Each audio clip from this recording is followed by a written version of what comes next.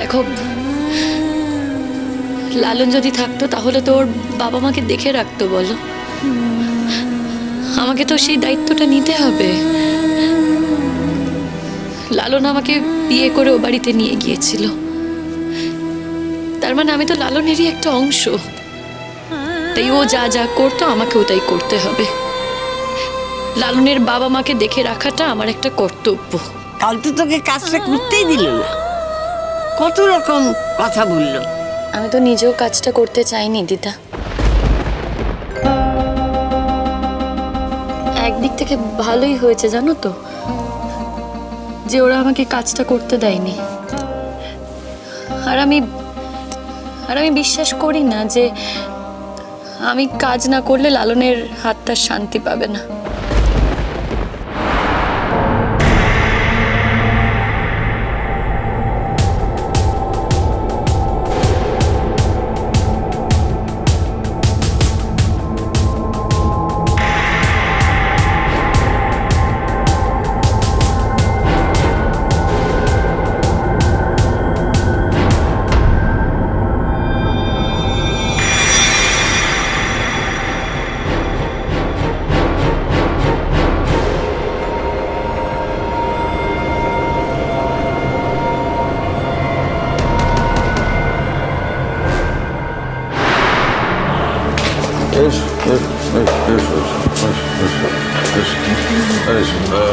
তোকে ঘুমোবে বলছিলেন, কি সুন্দর বিছানা করা হয়েছে, তুমি এখানে করো।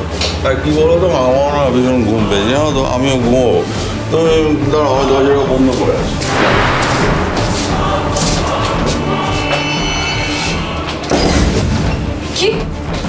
কি হলো? কি হলো? দরজা বন্ধ হলো কেন? আপনি কি আমার সঙ্গে রুম শেয়ার করবেন নাকি?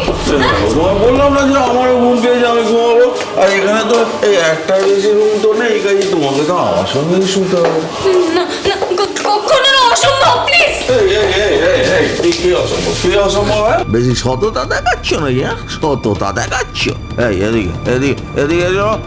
আমার সঙ্গে আসবে বলেই তো ওইখান থেকে এই অবধি এলে, এখন আবার সততা দেখাচ্ছ। যেই দরজাটা বন্ধ করতে যাবো অমনি একবার তোমার সততা জেগে উঠলো।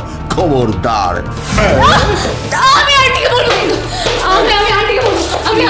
আন্টি কি করবে? আন্টি যা করার ছিল তা করে দিয়েছে। আন্টির যে করার ছিল মানে? আন্টি কাজ ছিল তোমাকে আমার কাছে অব্দি পৌঁছে দেওয়া, আন্টি তাই করেছে। এখন শুরু কাজ হলো আমাকে সিঁড়ি হিসাবে ব্যবহার করে টক টক টক টক করে ওপরে উঠে যাওয়া। আমি উঠতে চাই না। সততা দেখাচ্ছে, মানুষ খুন করতে বাদে না, আবার সততা হচ্ছে। এসব এসব কি বলছেন আপনি? কি বলছেন?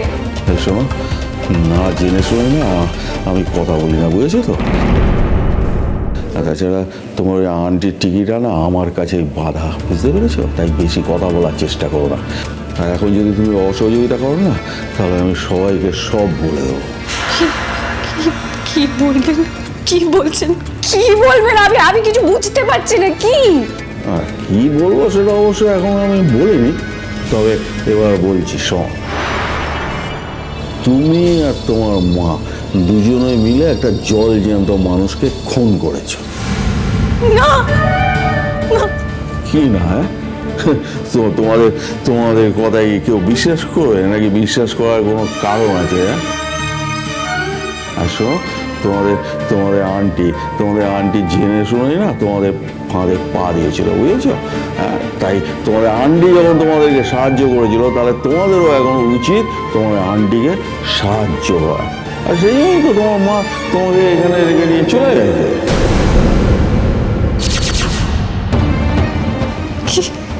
হ্যাঁ, বিশ্বাস হচ্ছে না? আন্টিকে জিজ্ঞেস করো, তোমার মা তো জানতো।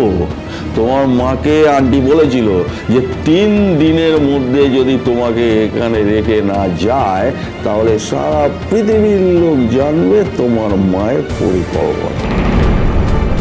বুঝেছো? তোমার মা তো কোনো রিস্কই নেয়নি, তোমাকে সোজা এখানে রেখে দিয়ে চলে গেছে। তা তোমার মা যখন তোমাকে বলে দিতে পেরেছে তখন তোমারই বা এত ভালো থাকার প্রয়োজনটা কি আমি তো বুঝতে পারছি না। না না, ভুল হচ্ছে, বিশ্বাস করুন, কোথাও ভুল হচ্ছে, এগুলো সব মিথ্যে কথা, এটা হতে পারে না। আমি এখানে রূপান্টির কাছে নাচ শিখবো বলে এসেছিলাম, বিশ্বাস করুন। আমি তো ওড়িশি শিখবো বলে এসেছিলাম, আমাকে ছেড়ে দিন প্লিজ।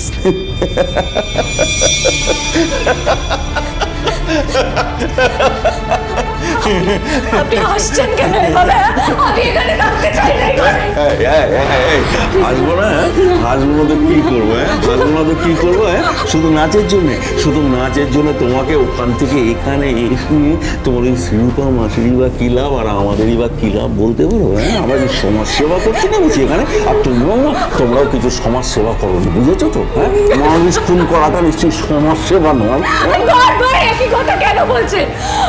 আমরা কোনো মানুষ খুন করতে চাইনি।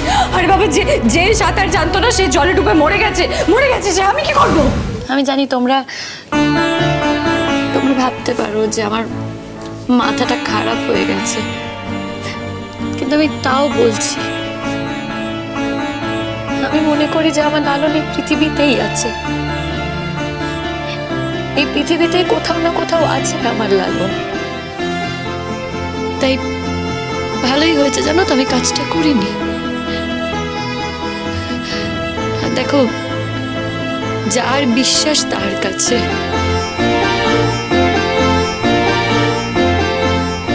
তোমাদের কাছে তো কোনোদিনও কিছু লুকোইনি, আজও লুকোবো না দিদা।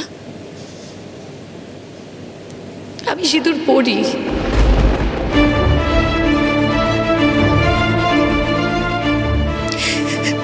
লালনের নামে লুকিয়ে লুকিয়ে আমি সিঁদুর পরি। আমি বিশ্বাস করি আমার লালন আছে। আমি বাকিদের মতো আমার সিথি ফাঁকা করে আমার লালনকে মেরে ফেলতে চাইনি দিদা। ফুলঝুরি,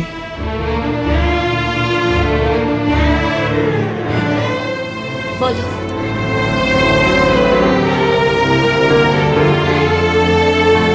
ঠিক আছে, সত্যি তো যার বিশ্বাস তার কাছে। তোর মন যা চায় তুই তাই কর, যা করলে তুই শান্তি পাবি তুই সেটাই কর ফুলঝুরি। কিন্তু তার সঙ্গে সঙ্গে নিজেকে তৈরি কর, এবার লেখাপড়া শিখে বড় হ, চেষ্টা কর বড় হওয়ার। তোর যেখানে এত সুযোগ আছে তুই কেন শিখবি না লেখাপড়া বল? সারা জীবন নার্সিংহোমের আয়ার কাজ তোর জীবন হতে পারে না ফুলঝুরি? লক্ষ লক্ষ কোটি কোটি মানুষ তো এইভাবেই জীবন কাটাচ্ছে গো।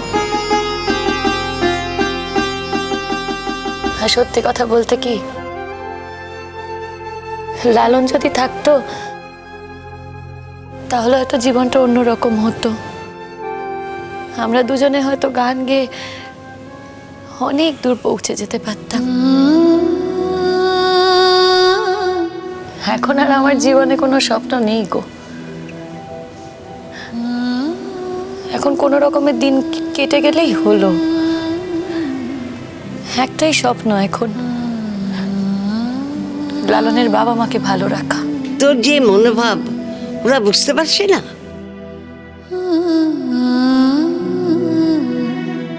সবাই সবকিছু বুঝবে তার কি মানে আছে দিদা? সবাই তো সবকিছু বুঝবে না বলো, দরকারও নেই। তবে আমি ভগবানকে একটাই কথা বলি, একটাই কথা জানাই আমি ভগবানকে, যে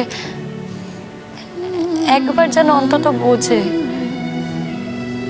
একবার যেন অন্তত আমাকে বউয়ের সম্মানটুকু দেয়।